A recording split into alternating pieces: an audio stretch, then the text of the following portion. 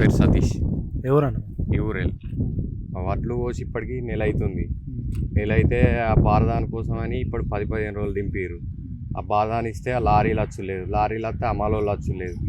అమలోళ్ళు మొన్న ఒక బ్యాచ్ వచ్చింది, వాళ్ళు బీహార్ వాళ్ళు, వాళ్ళకి ఏం అర్థమైతే లేదు. ఆ ఊకాడ పెట్టమంటే సంచులు తీసుకుపోయి అందుట్లో పెట్టిరు. అవి మొత్తం నానినాయి సంచులు. ఇప్పుడు ఎత్తుమానంటే వాళ్ళు ఇంకో బ్యాచ్ రావాలంటారు. ఎప్పుడూ ఇబ్బంది పెట్టుడే అవుతుందన్న.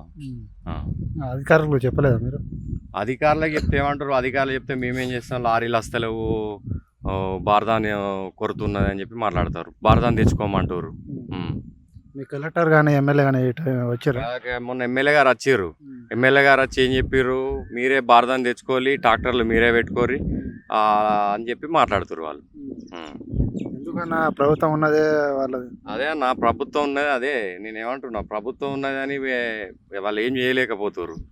వాళ్ళతో అయితే లేదు. మాటలేమో పెద్ద పెద్ద మాటలే మాట్లాడుతారు. తడిసిన గింజ కొంటాం అది కొంటారు, కానీ ఇక్కడ పట్టించుకునే నాదుడే లేడు. ఒక అధికారి అచ్చు లేదు, ఎవడు ఈ సెంటర్ ఇన్ఛార్జ్ కూడా ఎవడో కూడా తెలియదు. అంత ఘోరం ఉన్నది పరిస్థితి. చాలా నిర్లక్ష్యం చేస్తారు. చాలా నిర్లక్ష్యం చేస్తారు, ఘోరమైన నిర్లక్ష్యం ఉన్నది. ఎమ్మెల్యే ఎవరు ఇక్కడ? విజయరామరావు. నేను అంటుండే నా ప్రెస్ మీట్ పెట్టి గింజలు రంగులు మారినా ఏం పర్లేదు, ప్రతి గింజ కొంటామని చెప్పేసి అంటుండు. ఇప్పుడు లాస్ట్ కొసాకరికి తెలుస్తుంది అన్న. ఇప్పుడు రంగులు మారినాయి అనేది ఇప్పుడు తడిసి, ఇప్పుడు ఇంకా మాకు ఏంటంటే మాకు వర్షం తక్కువ ఉన్నది. ఇంకా వర్షం పడి తడితే తెలుస్తుంది రంగులు మారేది కొనేది, ఏది మారేది కొనేది ఇప్పుడు తర్వాత తెలుస్తుంది. ఈ నెల ఆఖరి వరకే కొంటారట, తర్వాత కొనరట. ఎట్లా మరి మీ పరిస్థితి ఏంది? ఇక నెలాఖరు వరకు కొనకపోతే ఇక ఏమన్నా అన్న, ఇక రైతుల నిండా ముంచుడు తప్పించి ఏం లేదు. ఇది మభ్యపెట్టి రైతులను మభ్యపెట్టి ఈ అజ్జేసుడు తప్పించి ఏం లేదు. రైతుల నిండా ముంచుడే. రైతు పండించి ఇది ఇన్ని రోజులేమో పండించి బాధపడు, ఇప్పుడు అమ్ముకోనీకి కూడా బాధపడు అవుతుంది రైతు పరిస్థితి బాగా ఘోరం ఉన్నది. ఈ ప్రభుత్వం బాగా అజ్జేస్తుంది. గత ప్రభుత్వంలో ఈ టైం వరకు ఉండేదా? గత ప్రభుత్వంలో ఈ టైం వరకు లేకుండే. గత ప్రభుత్వంలో ఈ టైం వరకు అన్ని వడ్లు పోయినాయి, మక్కలు పోయినాయి, అన్ని పోయినాయి. సో మీరు ఇప్పటిదాకా మీరు అమ్ముకోలేదు. ఆ పైసలు ఎప్పుడు వస్తాయో తెలియదు మీకు. పైసలు కూడా ఎప్పుడు పడతాయో కూడా క్లారిటీ లేదు. ఆ తంబేసే కాడ మాత్రం అయితే నేను ఒక రైతు, అంటే నేను ఒక కౌలుకి చేస్తున్నా. ఆ కౌలుకి చేసేటైనా వాళ్ళ పాపం మంచిరాళ్ళు ఉంటారు. ఆమె నేను నచ్చింది, ఫోన్ చేయంగా వచ్చింది. ఆమె తంబు వేయనికి తీసుకొస్తే ఆడ ఫుల్ మంది. అసలు తంబు రాత్రి 12 దాకా ఉందామె, అయినా తంబు కాలేదు. అంత ఘోరం, రైతులను మాత్రం ఘోరంగా ఇబ్బంది పెడుతుంది ఈ ప్రభుత్వం. ఇప్పుడు మీరు మీ దగ్గర అయితే పైసలు లేవు. ఇక రోని కార్తీక్ వచ్చింది, దుక్కి దున్నడానికో దేనికో పత్తి గింజలకో దేనికో పైసలు కావాలి. మరి ఎక్కడి నుంచి చేస్తాను? ఇక మళ్ళీ అప్పులు తెచ్చుకుంటే ఇక రైతు అనేది అప్పు. ప్రభుత్వం ఏమంటుంది, రైతే రాజా అని చెప్తుంది. మీది కూడా రైతే రాజా అని చెప్తుంది, కానీ ఇప్పుడు మాకు అన్నీ అప్పులే. ఇప్పుడు ఇన్ని రోజులు పెట్టుబడి పెట్టి అప్పే తీసుకొచ్చినాం. ఇప్పుడు మళ్ళీ ఇక అప్పు తెచ్చి మళ్ళీ పెట్టాలి. రైతు అనేవాడు ఎప్పుడు బాగుపడతాడు సార్? అసలు రైతు అనేవాడు బాగుపడేది ఉండదు. ఇక రైతు బంధు అయినా కనీసం వస్తుందా అన్న? రైతు బంధు కూడా వస్తలేదు. ఇప్పుడు ఇప్పటికీ 4 పసలు వేసేది 1 పసలు వేసిండు వాడు. రైతు బంధు వేసు లేదు, ఏది లేదు. ఏమన్నా అంటే ఇప్పుడు 3 విడతలు అని పెట్టిండు. ఫస్ట్ విడత ఒక 2000 వేసిండు, సెకండ్ విడత వేసి 3వ విడత దిక్కే లేదు. వాడిని అడిగేది దిక్కులే, మానవులు లేడు, వేసే అది లేదు. అధికారులు ఇబ్బంది పడుతుర్రు, ఈ ప్రభుత్వం ఘోరంగా ఇబ్బంది పడుతుర్రు. రైతులు ఘోరంగా అంటే ఘోరంగా ఇబ్బంది పడుతుర్రు. మీరు చూస్తురుగా, ఇగో చూడండి, ఇగో కుప్పలు, ఇవన్నీ ఇగో ఈ కుప్పలు కనబడుతున్నాయి కదా, ఘోరంగా అంటే ఘోరంగా ఇబ్బంది పడుతుర్రు.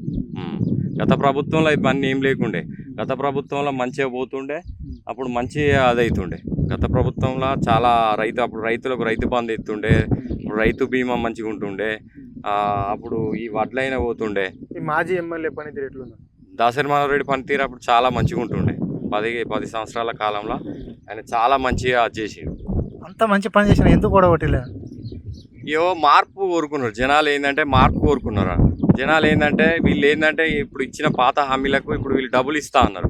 జనాలు ఏంటంటే మోసపోయారు. ఇప్పుడు బాధపడుతున్నారు. ఇప్పుడు చెప్తారు, ఏం చెప్తారు అంటే అసలు ఓట్లు వేసి మోసపోయినాం, మా అన్ని అమలు కాని హామీలు అన్ని ఇచ్చి ఇప్పుడు మోసపోయినాం, ఘోరంగా అదేను అని చెప్పి ఇప్పుడు బాధపడుతున్నారు వాళ్ళు. అప్పుడు ఎందుకు ఎత్తిమి ఇది కాంగ్రెస్ ప్రభుత్వానికి అని చెప్పి ఇప్పుడు బాధపడుతున్నారు.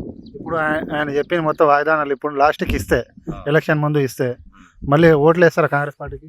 వేయరు. ఇప్పటికే మోసపోయారు. ఇప్పటికే 2 సంవత్సరాల గడిచింది. ఇప్పుడు ఎత్తాం అప్పుడు ఎత్తాం మభ్య పెడతారు. వాళ్ళు ఇచ్చిన హామీలు వాళ్ళు ఇచ్చినా కానీ వాళ్ళని నమ్మే ఉండదు. ఇక జనాలు నమ్మరు ఇక వాళ్ళని, అంతే.